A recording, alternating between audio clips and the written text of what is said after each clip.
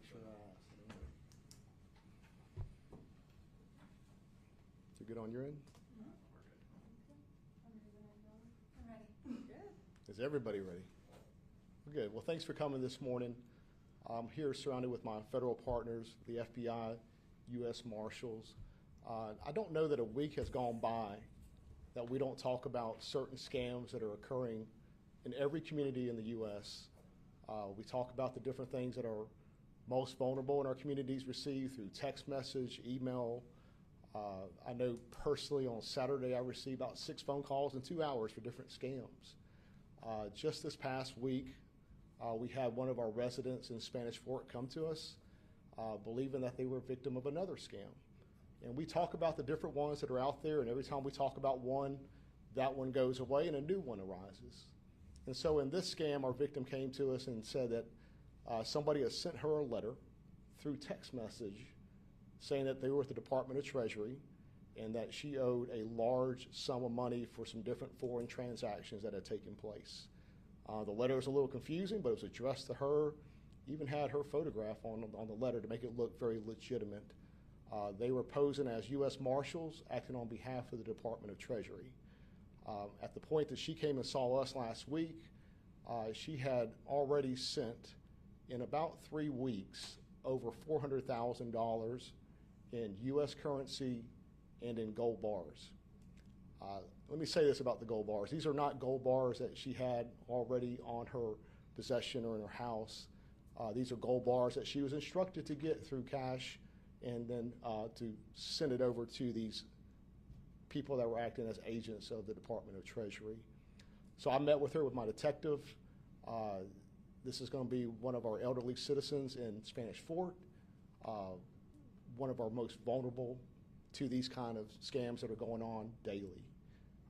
If they weren't successful, they wouldn't be happening.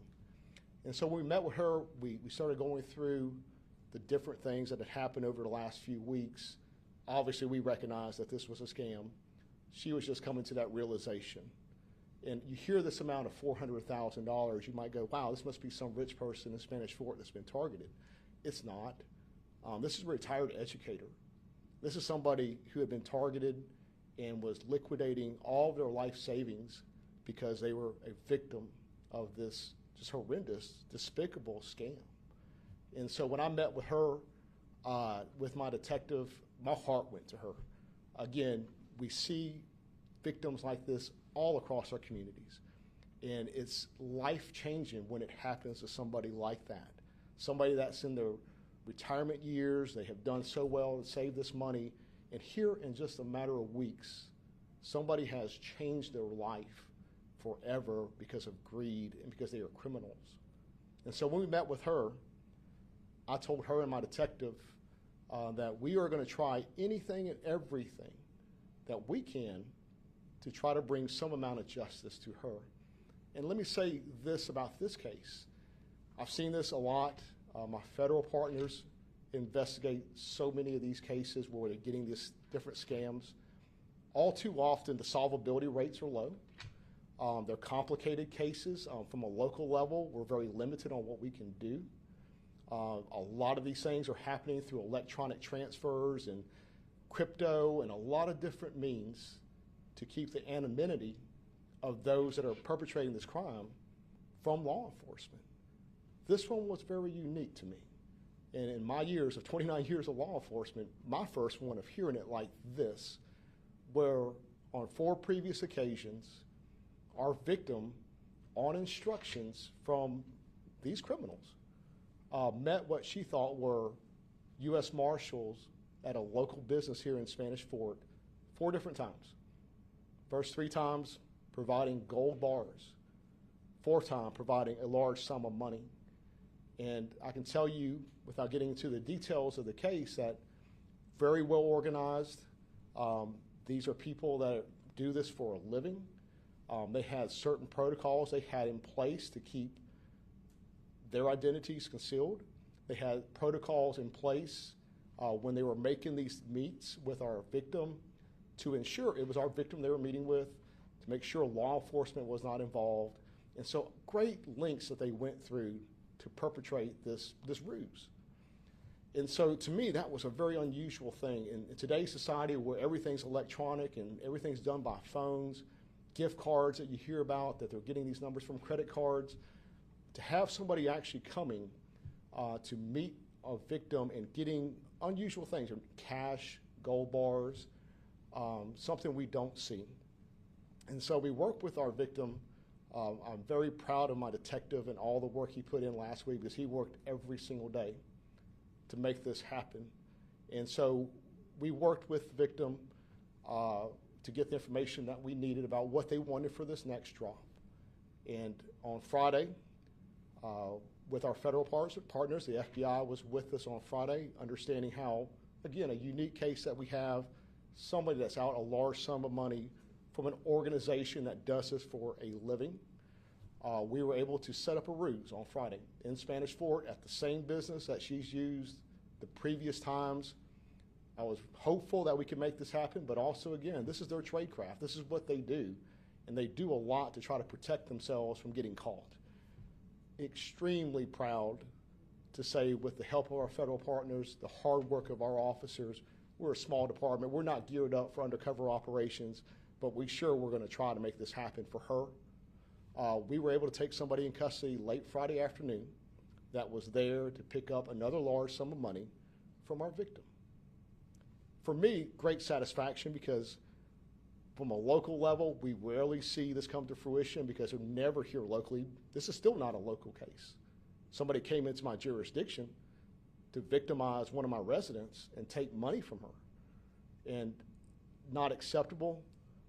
With the help of the FBI, we took somebody in custody Friday afternoon. He's a 23-year-old Chinese national. Upon learning his immigration status, he is here illegally. He was on a student visa. It was revoked because he's not in class. He's obviously out here committing crimes. And I can tell you, as a police chief, and we have enough homegrown criminals here, and we don't need other people coming into our country and victimizing our residents that shouldn't even be here. And that's what we had on Friday. And so we have somebody that's lost so much money. My heart goes out to her. It really does. It makes me upset that we have somebody that had a life-changing experience in just a matter of weeks and it's in her late 70s. I am glad that we have somebody in custody. This is just one person. I know that's part of a bigger organization. From a local level, we've done all that we can do. But because of our federal partners that are here with me, I believe that there's additional things that can be done on the investigation. I would love to see this thing progress forward, where additional people are brought to justice, and perhaps we can get any amount of money to recover to give back to this victim, life-changing for her.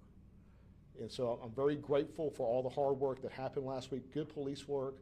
We had a victim that was determined, once she realized what happened, to try to get some justice too, and it wouldn't have not been successful without her understanding that we needed some help with this case, and I hope more people go to jail as they should for it. Just not acceptable whatsoever.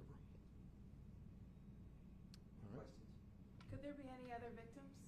Yeah, so based on what I saw, and I saw text messages and some other evidence on how they were operating, this is not a wonder. I mean, this is what they do. They have a whole system in place.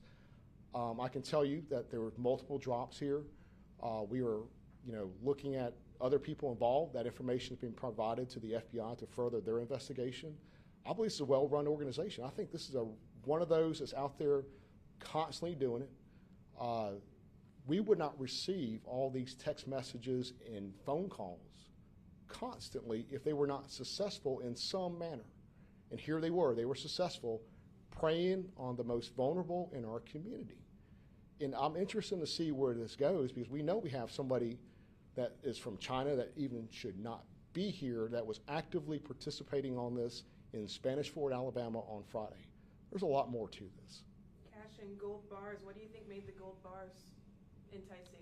I don't want to speculate that because there's a lot more to be done with this case. I can tell you that that's unusual. Most things nowadays are electronic, looking for gift card numbers, credit card numbers. electronic transfers, because there's a lot of anonymities to that. And so to expose somebody as a courier, to make an actual pickup, very different kind of tradecraft. What can you tell us about this 23-year-old Chinese national? Are you guys releasing his identity at this time? So yes, we will release his identity. I will not even begin to try to pronounce his name, but we have his identity here. It appears he was living in California at some point. I don't know if that was his current address or not.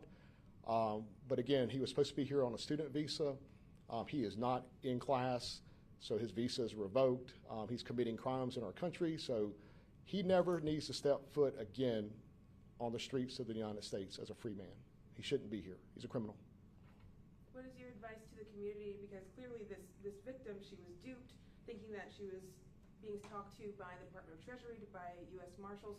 What are some ways that you can tell the difference between something that's real or something that's a scam? So, good question. We talk to everybody about, there's so many things out there that look legitimate. And you have somebody, again, an older lady, she's very trusting. This is somebody that says they're from the U.S. government. And so, she's cooperating in her mind with what she thinks she's doing the right thing. If there's any question about the legitimacy of a text, letter, any email that you receive, contact your local police department first. And we talk about the different things that you can do to protect yourself, but talk to your local police department, provide them the information, and we can take a look at it and go, yes or no. It was very obvious to us when we met with her on Monday, 1 second looking at it going, this is a scam. But they went through a lot of links to make it look legitimate. You kind of already touched on this, but so you guys believe there's obviously more people to this operation. Could we see future arrests in Spanish Fort or in Baldwin County, do you think? Or? Yeah, so everything that we have, we're turning it over to our federal partners. We're hoping that they further the investigation. And, when I was talking to SAC Jones a minute ago, would love the day that we sit and come back together for a press conference and talk about additional arrests, because this needs to be dealt with. I mean, it's changing people's lives. It's ridiculous. And they're getting away with it all too often.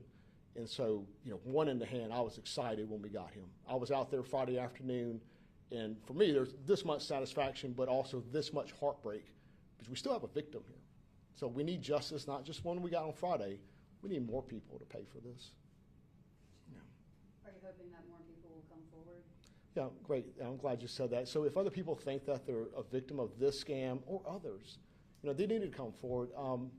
I think that's hard for some people, especially those that might be the most vulnerable in our community that realize they have been scammed. They are embarrassed sometimes to do so. They're worried about, what their family might think. But I applaud our victim to come forward. I mean, she came forward. She's rightfully upset. It really tore at my heart about how upset she is about this. And so much more to do, but at least an ounce of justice has been done by somebody's in custody. And I don't want him ever to get out of that jail. All good? I think that was all my questions. Good? Cool. Excellent. Anything? All right. So, hey, guys, if you could include in your story too, IC3, the letter I, the letter C, the number 3.gov. If anybody finds themselves, if they think that they are being scammed, they can jump on IC3.gov. That's a bureau website, and they can fill out all of the information.